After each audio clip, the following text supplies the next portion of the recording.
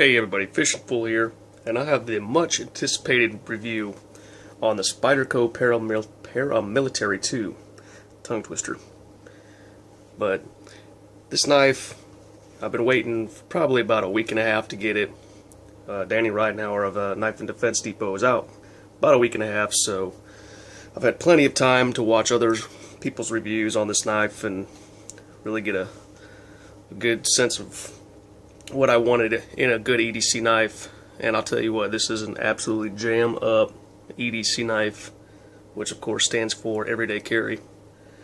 And you know, I've come through a lot of different knives to finally find this one. This one really has everything that I want in an EDC and will ever need, pretty much. Well, let's get into it. Of course, it comes with this nice box. Comes in this little bag. Get your paperwork in there. Little piece of foam. Cool little box.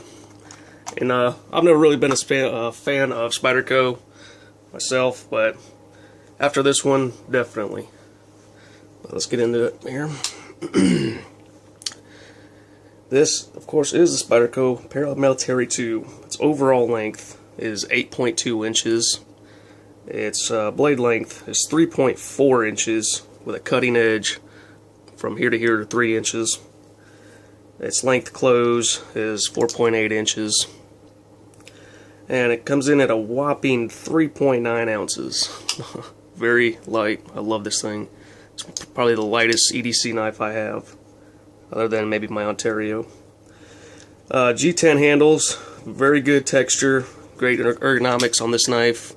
What I absolutely love, you know, I love this jimping too. This jimping on here is really, really nice. All the way up the spine here, all the way up to the edge of the blade here. And the jimping on it is actually backwards.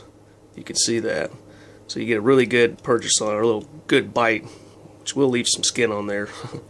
You got some down here in the finger choil. It's really good. And I love this choil here, so you can choke up on it and do some real intricate cutting if you need to, and you can even come up here if you feather it sticks, which I've done with this. It's got a big lanyard hole. You know, I don't particularly care for the lanyards, but some people do. You know, it's good to, you know, paracord there. Huge lanyard hole, but you know, it'd be nice if it sat a little bit lower in the pocket, which is another thing I like about it. Is just pocket clip here. You've got about this much that sticks out of your pocket. And here in Florida, you know, seeing someone's knife is not out of the ordinary. So I don't really care if it's seen, but you know, I like this too. So you know, if I'm doing some yard work or something, or at work, I can, you know, have this much to grab out of my pocket, which makes it a lot nicer, which I've said in other videos. But it's CPM S30V stainless, some really hard stainless, you know, and this is the factory edge, and it is just absolutely razor sharp. You know, I've shaved hair off my leg. I'll probably look like a goober. I got all kinds of hair missing off my leg, but we got let's see if we can get it on here. Eric and Sal Glesser's signatures there. Made in Golden, Colorado, USA Earth, which I absolutely love. Knives that are made here in the United States. Come on, focus. Not one to.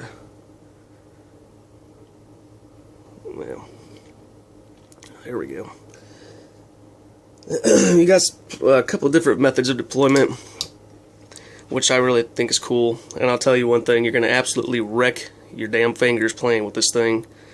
Because since I've had it, which I've probably had it for about a week and a half, 2 weeks now, I've absolutely just killed my fingers, and I've got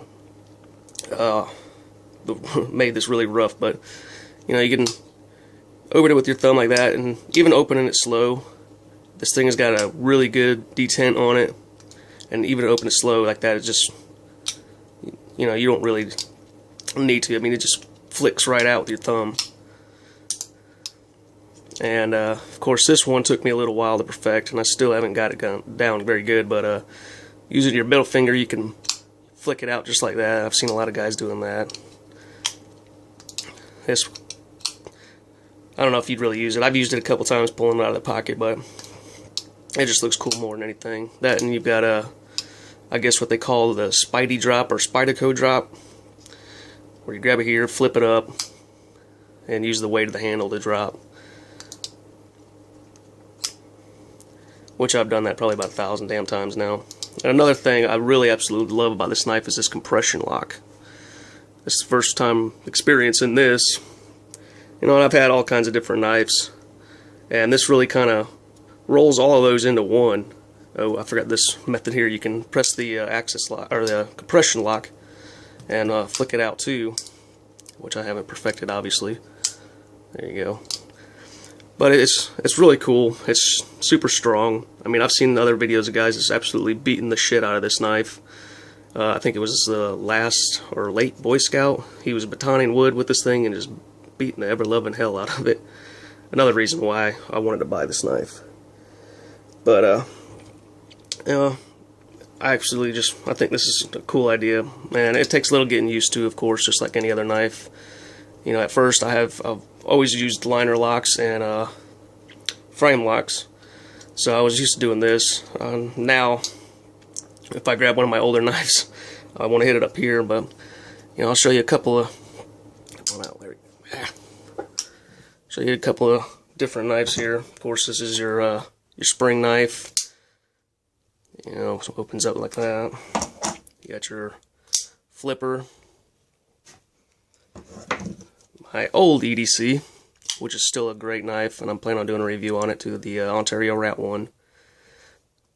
Awesome knife. Then you got, of course, the big boy with the triad lockback. But you know, you got your lockback here. This is your liner lock, frame lock, compression lock, and then of course this is just your button with it's got a safety there. Of course, frame lock, liner lock, and the very strong triad. Another thing I like about this knife too is that it's got brass bushings in there. You know, you can't really see them in there, but makes this thing super smooth. You know, there's no ball bearings, and that's what I really like. It's just a no frills, hard use knife, and that's what I look for in an EDC. There's, you know, it's got this great G10. It's not going to tear your pockets up. It's going to be a little bit slow to come out of the pocket, but you know, smooth, does what you want it to do, deploys. You know, there's no springs you got to worry about breaking and all that bullshit. But you know, you've got your pocket clip here too. It's pretty strong. It's ambidextrous, right or left, tip down or tip up carry, which of course I have in that configuration. And the price point on this knife is going to run you anywhere from $120 to $150. This is not the original one that I wanted to pick up. I wanted the Digicam with a DLC coated black blade, but they're freaking hard to find. And Danny over there at the knife store only had 2 of these left, so I picked up this guy. I plan on getting the digital eventually. And another thing to look out for too, if you plan on getting this knife, get it from a reputable dealer like Blade HQ or somebody trusted. Don't buy it off eBay. And there goes my flash. Awesome. But don't buy it from anybody off of eBay. That's not trusted, especially somebody over there in Japan or China, because it's going to be a fake. And a couple of things to look out for is on the actual liners in there. There's milled out ports. There's 2 of them back here on the real one. You can see that. That's another thing I like too about this knife is these liners are milled up inside the actual G10, but there's your 2 milled ports, and on the fake one you're only going to have 1 back here, and then you got 1 on this side on the actual compression lock side. And then I think another thing to watch out for is right here on this grind where the actual blade stops. There's going to be a little indentation, I think, up in there that would really give it away too.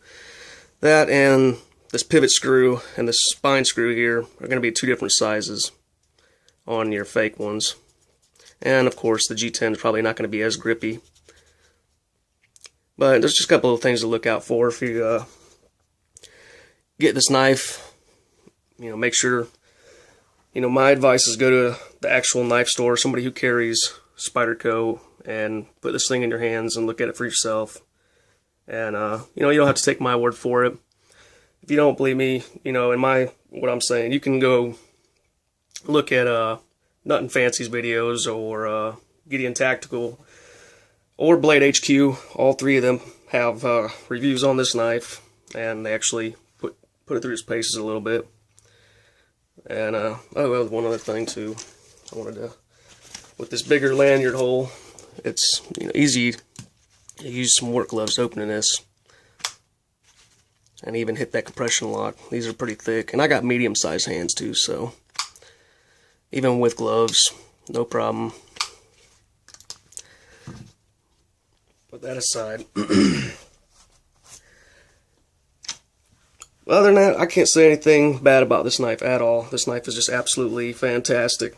I love it. It's super sharp. Probably going to take a little bit to resharpen it because it is CPM S30V. But, like I said, there's nothing bad I can say about this knife. Absolutely nothing. It's just the end of the road EDC for me. No doubt. This will probably be the one that I carry the most on me, because it's about that middle road. It's a quality knife.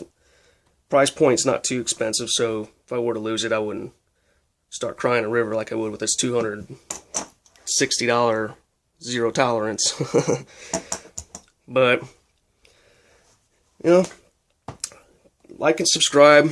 Tell me how I did. Hopefully this will help you decide a little bit on picking this, purchasing this knife, if you can find one. And if you don't like it, hell, send me your info and I'll buy it off you. But anyways, this is Fishing Fool. Like and subscribe. Tell me how I'm doing.